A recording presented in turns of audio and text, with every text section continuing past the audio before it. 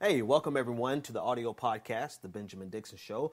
I did figure that since it is the case that I'm still setting up, and you guys have been so patient with me, and I really do appreciate it, that the least I can do is continue to do a full audio podcast while I set up my studio and get ready for the comeback. Don't call it a comeback. I've been here for years. But anyway, I want to talk about the thing that got me started in politics, and that was religion and politics. And I don't get to talk about it much nowadays because of how insane Donald Trump is. But Donald Trump is not insane by himself. Donald Trump is supported by a cast of opportunistic, evangelical, ambitious snake oil salespeople. And I mean every word that I just said. I mean, if I had to justify every slanderous word that I just said, I could give you tit for tat examples of how these preachers who support Donald Trump, these evangelical preachers who support Donald Trump, are no better than the scribes who told the kings that it was ordained by God that they would go and carry out the crusades and kill hundreds of thousands, if not millions of Muslims. You know, in every example of a king, a dictatorial king or autocratic king, there is a priest who stands by their side, or a scribe who stands by that person's side and tells them that what they're doing is ordained by God.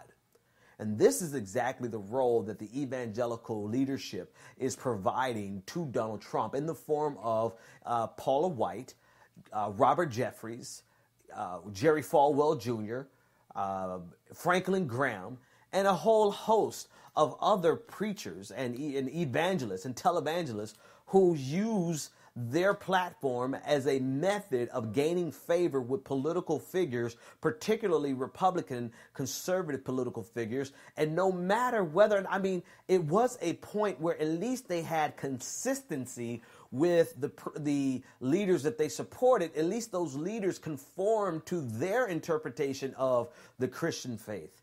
But now they have distorted and manipulated their faith to the point where now they're willing to justify a person as incredulous and as debased as Donald Trump. And I want you to think about that, right? So it's one thing.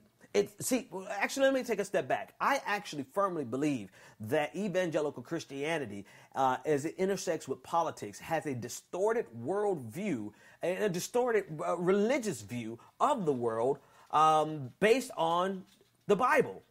You know, from a biblical context, and most of you who've been hanging out with me for a while, you know how religious I am. You know, I'm pretty, I can't say I'm devout because I cuss like a anyway, I'm not going to do it there. I don't go to church often when I was in Boston because there's not really that many churches up there to go to, right? But I speak of my faith pretty boldly. Like, I am who I am, and I have no reason to change who I am. I can't help it if some of my best friends are militant atheists. Some of my biggest supporters, I mean, probably the majority of my supporters are atheists. Now that I think about it, holy crap. But anyway, I digress. The point of me saying that is that, from my perspective as a Christian, their interpretation of the Bible is so distorted that even the people that they support, like George W. Bush. George W. Bush was a pretty much your standard fare evangelical. But even the standard fare evangelical, as it intersects with politics, is fallacious based on biblical doctrine. So even at the core of what they want in a political leader is fallacious at best. This is why you see the evangelical church have such in conservative Catholicism, Catholics have such a visceral response to the Pope, because the Pope is really the first progressive Christian figure that we've had on the international stage of any significance in a long time, because evangelical Christians have a very specific set of politics that they don't want to expand on because their politics fit neatly into the world of conservative ideology. In other words, what I'm saying is evangelical Christians are perfectly fine, never expanding what they expect in terms of their political expectations. They never want to expand it to include anything that Christ ever taught about taking care of your neighbor. No, they don't want the government to do that. They want the government to regulate your body. They want the government to regulate the bodies of women, right? They want the government to make homosexuality illegal, or at a minimum, make homosexual LGBTQ marriage or marriage equality illegal, right? So they have a very limited and narrow scope of what they want in politics from their own faith. And this is why I say the intersection of religion and politics is so fallacious, particularly from evangelical Christians. Now, even within that framework, though, I think it's necessary to set that framework, because even with their framework, where you want someone who is sexually pious or sexually, moral, for lack of a better word right now, someone who has control of their impulses, someone who is not just a representative of debauchery, right? You want someone who at least has the appearance of piety. Right? This is what evangelical Christians want. Someone who at least appears to be Christian.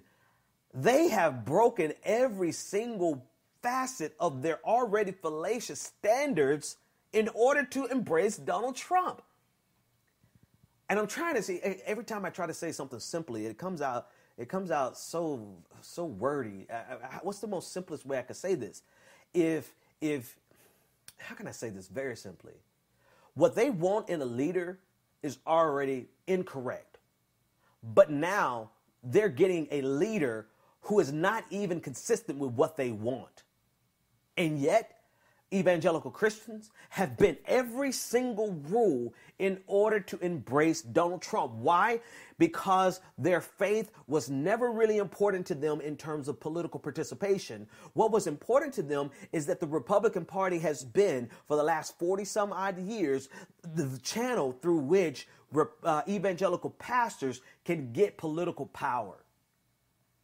So this is for these leaders like Paula White, this is not at all about their faith. This is 100% about having political power, and the channel through which they can get political power has been the Republican Party.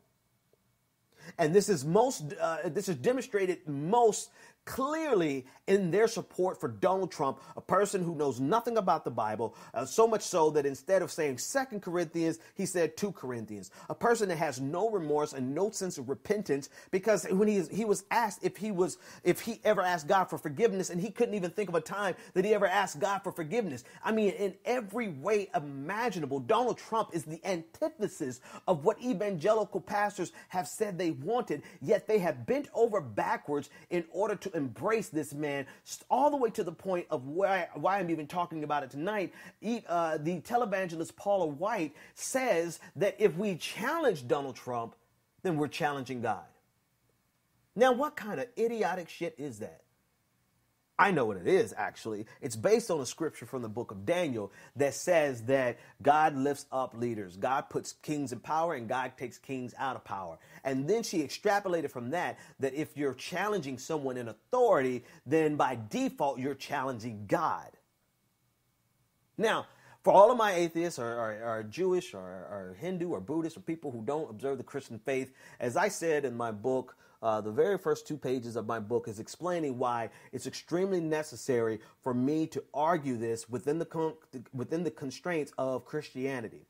And so I ask that you, and actually, this is a good thing for you to listen to as well, because it's always helpful for people to know the Bible, especially when you're a person who likes to debate people who know the Bible.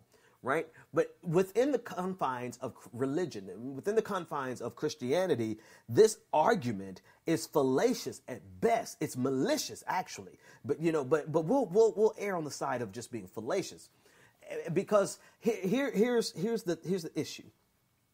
Throughout the Bible, there have been countless examples of, even if it's a person that God uplifts, they're not people that go unchallenged.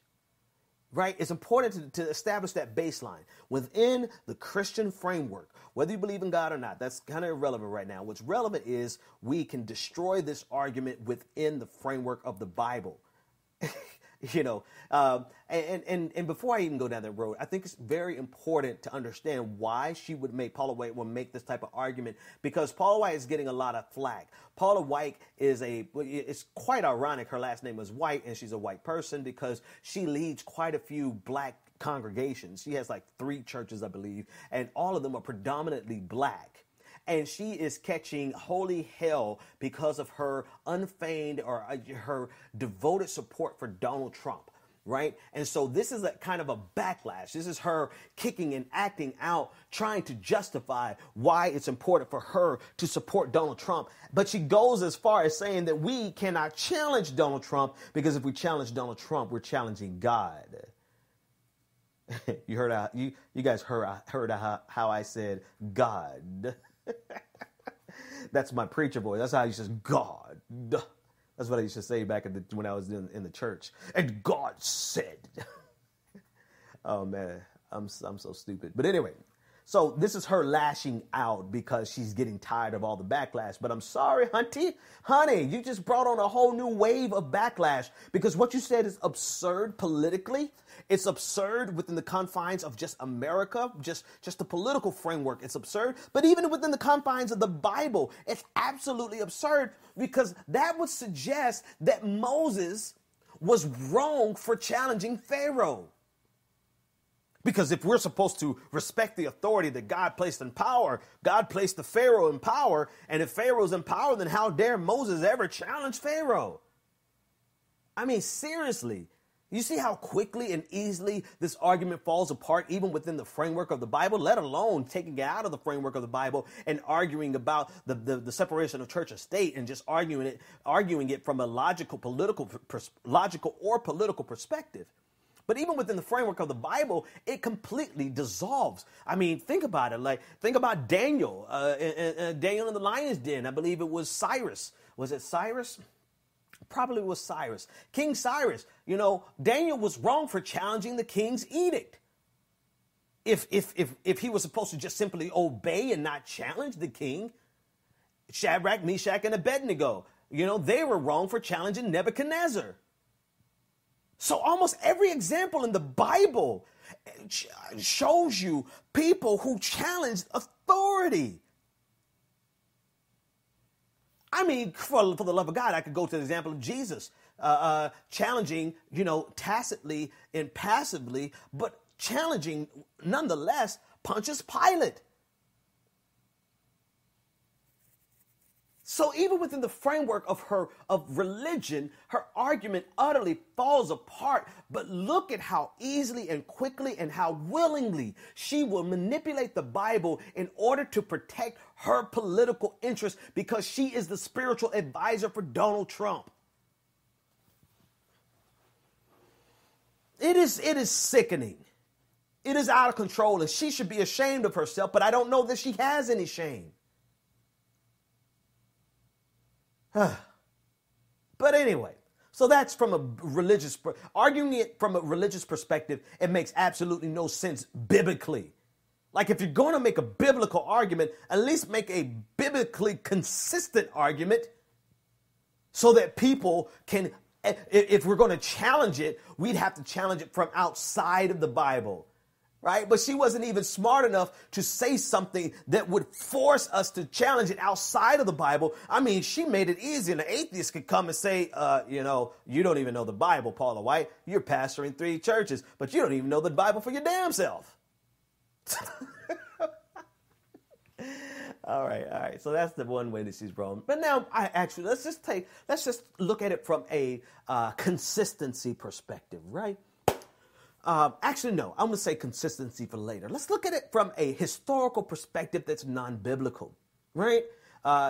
So if we are supposed to respect authority, people who are elected, people who are put in power, because the underlying assumption is based on the book of Daniel, is that people who are in power were put in power by God. Therefore, if you're challenging them, you're challenging God. If that's the case, how in the hell did America ever get founded when it required us to directly challenge King George III? And here, conservatives all but worship the founding fathers. Well, if Paula White is correct, then you're worshiping people who challenge God. God. There it goes again. It just comes out like that from time to time. God. So historically, if that's the case, then how are we ever supposed to challenge unjust leadership?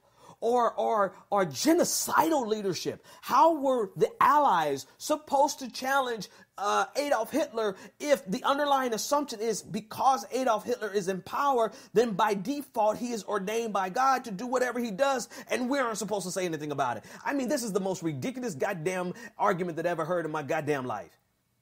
Sorry, but it is. And then from a consistency perspective, pray tell, how is it, Paula, how is it that you think that we should not challenge Donald Trump because he has been elected and he is ordained by God, yet every single rabidly hypocritical, insidious, blankety blank evangelical pastor spent the entire 8 years of President Obama's tenure preaching against him, all the way to the point where pastors were preaching for the death of Obama? You weren't saying that back then. You weren't out there saying, we have to support our pastors. We have to support our presidents. Oh, yes, God, we have to be sure, because if we challenge the president, then we're challenging God. You weren't saying that when Barack Obama was president. You inconsistent hypocrite. Oh my God, these people make me want to pull the little hair out that I have left.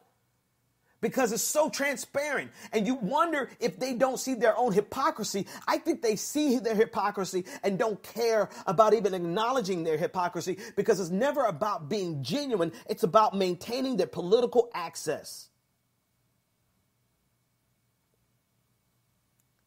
And so it means nothing to them to tell us now that a Republican is in office, we must obey him because he's ordained by God. But when Barack Obama was in office, we have to challenge him. Never mind, the same scripture has been in the Bible for 2,000 years. God, dog. I mean, I swear, I really wonder how these people sleep at night knowing that they are this inconsistent about their own faith. I mean, don't get me wrong. I'm inconsistent, too, in the fact that, I'm pretty sure there's plenty of places in the Bible that says I shouldn't cuss, but shit.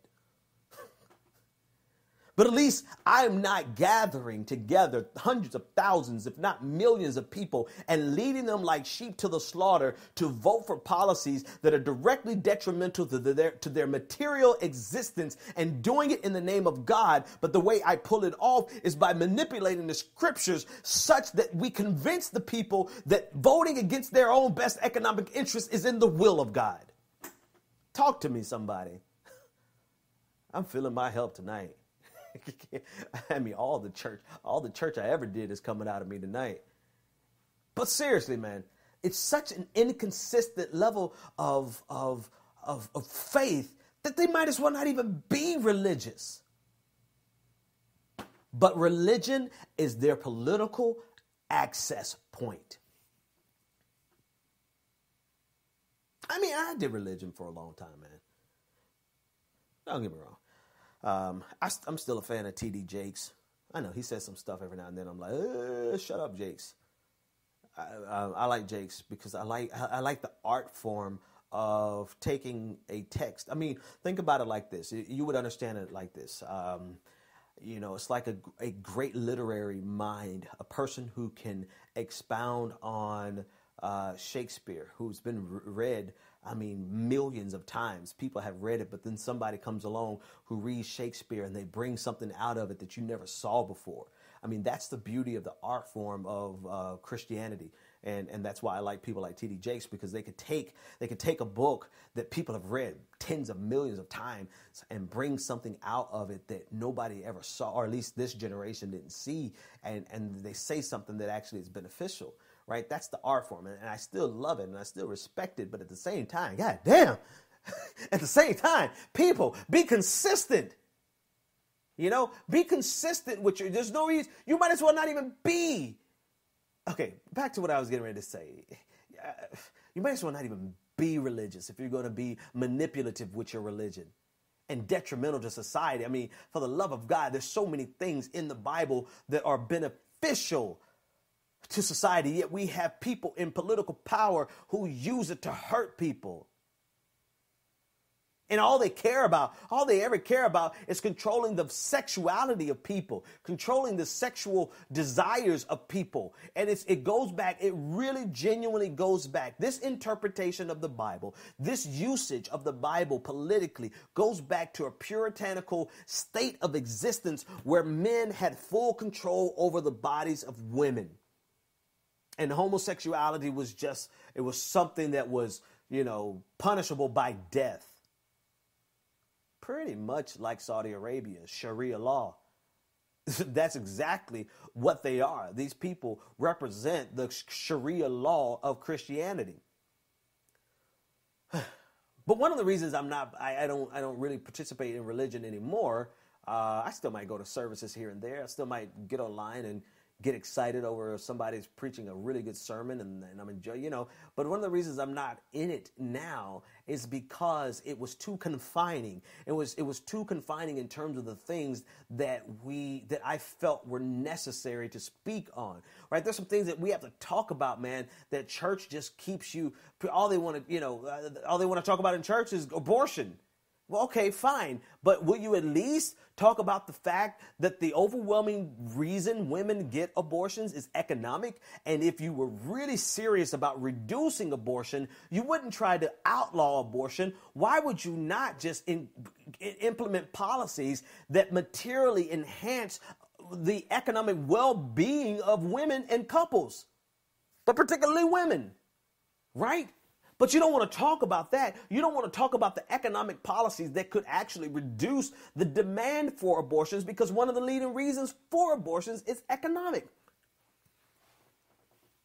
I mean, are we not our brother's keeper? I mean, that's the low-hanging fruit, but there's actually literally scriptures in the Bible that teaches that a certain amount of everyone's wealth should be left at the gates of the city so that the administrators of the city can use those resources to take care of the least of these. Taxes, right? A progressive tax policy is actually in the Bible, but they would never talk about that. They're going to talk about things that were never mentioned in the Bible, like abortion, and then they're going to talk about things that Jesus never mentioned, which is homosexuality. But you notice the trend in both of those, the consistent theme in both of those policies that completely drive the political participation of the evangelical movement is 100% about controlling sexuality. What they don't tell you, here's the hidden secret. The reason they want to control the sexuality of women is because they want a woman's body for their own pleasure. And they want it for their own pleasure on their own terms, not on the terms of the women. I mean, I'm sure you knew that. But I'm sure you knew that in general about men. But this is very true of religious men. They want to control the worst thing in the world to them is a promiscuous woman that they can't control the sex. So the woman is just out there giving it to all the men she wants to give it to, but not that preacher. They don't want to give it to the preacher. Why do they want to give it to the preacher? They want to give it to some other guys. As many guys, throw it over to the left, throw it over to the right, throw it down, up. They do what they want to with their bodies, and this infuriates a controlling man who wants to now control you and say, you're going to hell because I can't control your sexuality. This is the psychosis. I know this from the inside. Seriously, I've spent a good portion of one of my regenerations, shout out to all of my Doctor Who fans, one of my regenerations was spent entirely inside of this framework. And I got an inside look into the psychosis that goes through the minds of these men who would tell you that if you get an abortion, you're going to hell, but they're sitting around trying to screw all the women in the church.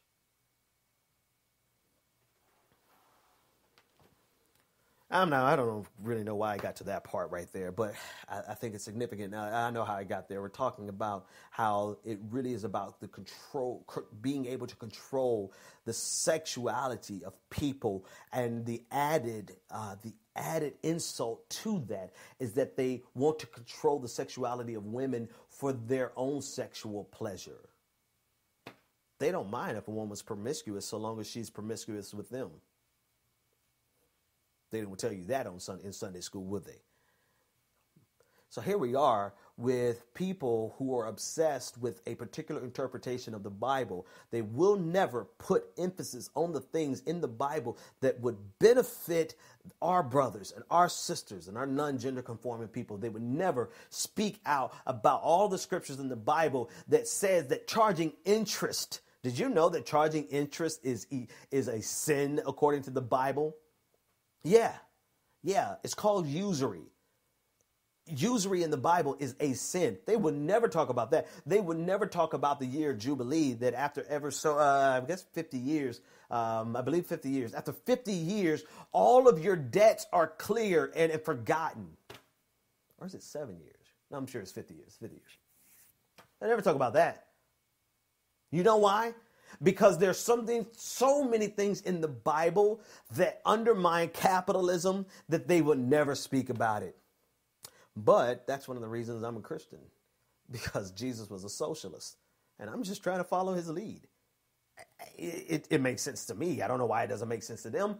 You know why it doesn't make sense to them? Is because they needed a way to get political power, and the politics and the economics of the Republican Party are just fine for the evangelical movement. But more importantly than that, the political demands of the evangelical movement never contradict the Republican Party's economic goals. And the minute you see a person of faith, speaking on economic issues that go counter to the Republican Party's economic agenda, well, or their foreign policy agenda, well, look what they did to Jeremiah Wright, Barack Obama's former pastor. Look what they do to look at what they do to anyone. They will disregard. They will say that I'm not a Christian because I'm a socialist, before they would say that this person is not a Christian because they're a capitalist, even though capitalism is more antithetical to the teachings of the Bible than socialism. Let me flip that. Socialism is more consistent with the teachings of the Bible than capitalism ever will be. But politically ambitious evangelical leaders never had to speak about economics in order to find favor with the Republican Party. More precisely, they were more than happy to lay down any economic justice message that's in the Bible in order to gain favor with the Republican Party and to get political access, because I don't care what anybody says.